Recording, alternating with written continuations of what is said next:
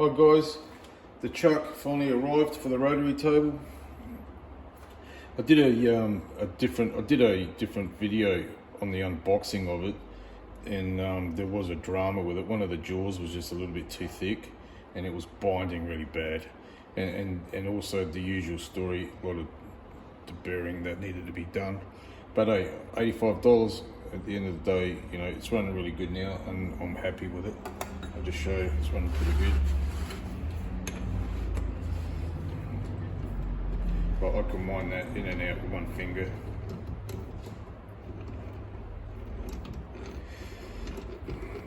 So, anyway, moving forward, what I've got to do now, on the mounting plate, I'm going to put a little bit of a recess so the chuck is centralized on the plate. So that little recess is going to come inside here. And I've already set this gauge, and the measurement is 130 mil neat. So yeah, so on the mounting plate, I'm just going to come in 130 mil with a little step down. So the chuck is located on that plate centrally, and so I'll just go over to the lathe and start working on that plate. Just reset this camera.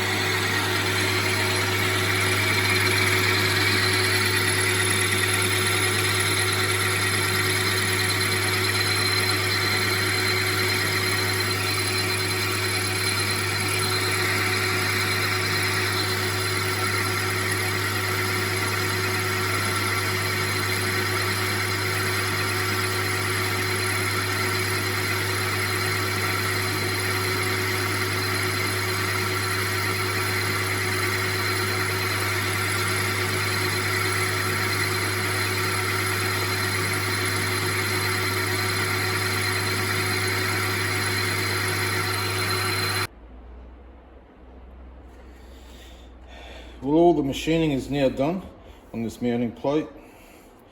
So I've got a 3 mil lip on that, and it sits really nice. It's a really nice fit to the back of the chuck. There's no play in that, and it's a nice fit. So all I've got to do now is just drill some mounting holes, and so there'll be 3 to bolt the chuck to the plate, and then there'll be 4 to fix this plate to the rotary table. And just a bit of trivia for you. If you, for those guys that didn't watch part 2, in part 2, when I started making this plate, it actually started from a gym free weight, and it was 5 kilos. It was a 5 kilo weight. And I just weighed it. I was just curious to see how much machining I've done on it. And this is now just over 2 kilos has been machined off. It's just under 3 kilos. So and that explains why my machine is my lathe is in such a mess. Well, it's really easy and nice to machine cast iron, but it does make a mess. Okay, I'll just go set this up. I'm going to drill this out on my drill mill. So I'm going to go set this up on the mill, and then we'll start drilling these holes. Okay, I've got the mounting plate all set up and clamped to the table. This is the underside of the plate, so from this side, that's where the bolts go through to bolt up to the chuck, and they'll need to be counterbored. So I'm just going to focus on those holes first. And I've got these mini jacks here. I use these mini jacks underneath to give it some support when I'm drilling out onto the sides there. I haven't marked it out because I'm going to use my DRO with the bolt hole circle feature. So I'll be using that to work out exactly where these holes go. And I'll do that right now. Okay, so bolt hole circle feature. I'm in the center. The diameter is 142. That's the diameter for the holes. Number of holes will be 3. Starting angle, I want the starting angle to be at 270 degrees.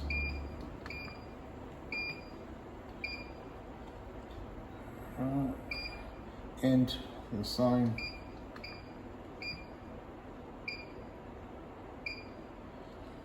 So there's the coordinates for the first hole. So, all right, let's get started with that.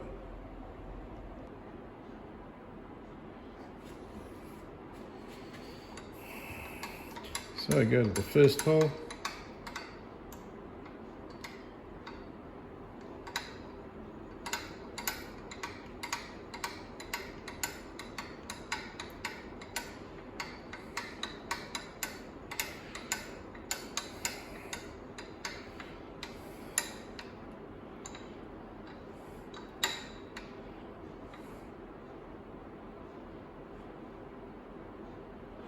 Put that down.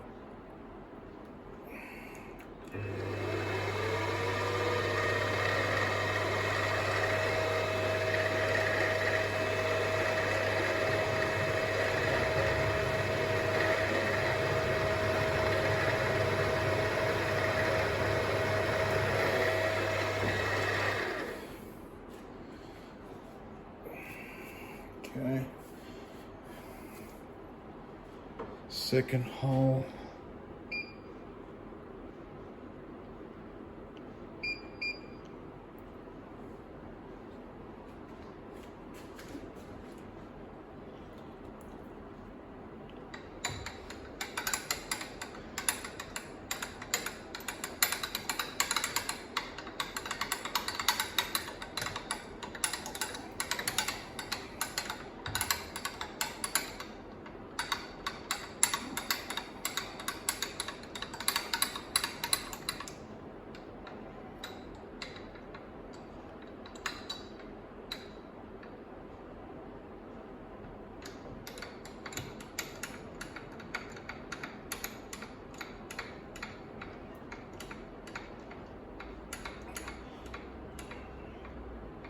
Going to easily clear the toe clamp, so that's good.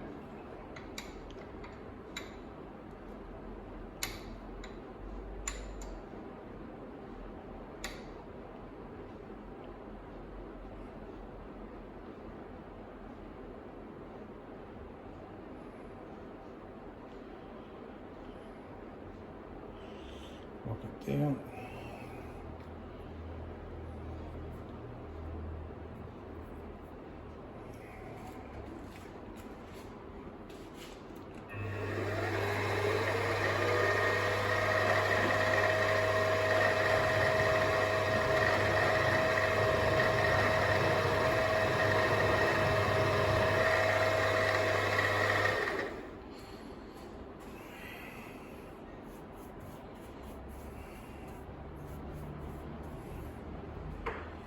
Move that over to the next hole.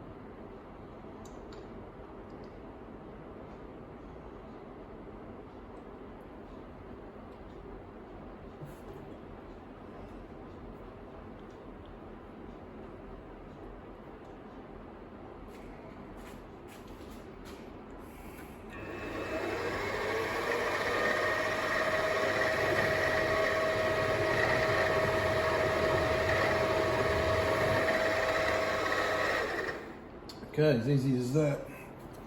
So I'm going to do the rest of the drilling off camera. No need to bore you with that.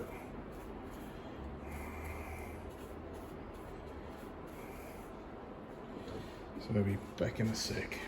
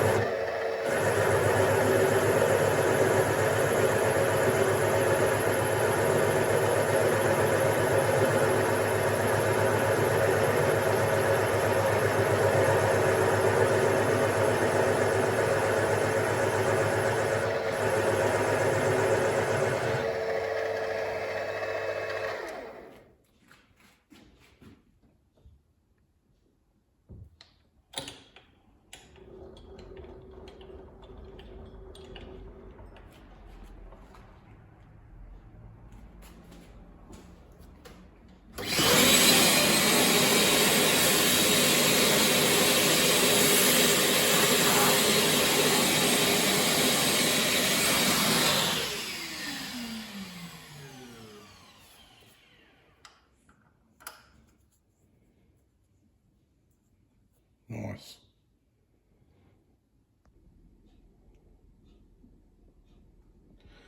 Okay, I've done the chuck mounting holes, and it's all they're complete and turned out nice. It's all a nice fit. Plate fit on that chuck nice too. So all I've got to do now is the 4 holes to fix this to the rotary table. I'm going to do those entirely off camera, and when it's all done I'll show you how it all went. Okay. So it's all complete, the mounting plate's all done, and just wanted to throw in there that using the DRO saved me a lot of time marking out these holes, and the accuracy is pretty good too. You can't fault that, because I had to come pretty close to the edge there, but it came up good, looks neat. So I just bolt this up.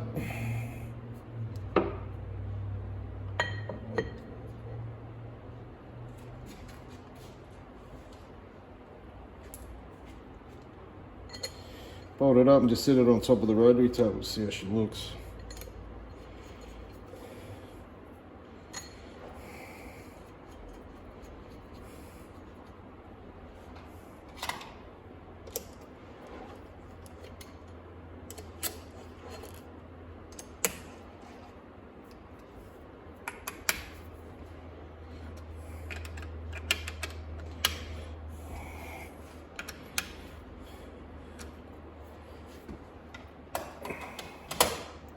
Having that little recess that I did is invaluable, because it just centralises that chuck so easily up onto that plate. So it's worth the extra work. Just bring the rotary table over.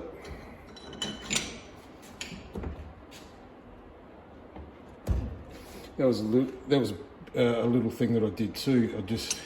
These rotary tables can be really awkward to pick up, so I just came up with this thing here, just a bit of plate machined to the right size to fit the T-slot, and there's a handle. So without that handle, it's just so awkward to pick up because there's no lifting point, you can't get your fingers underneath. So I was really happy to come up with that. So anyway, there's a rotary table, and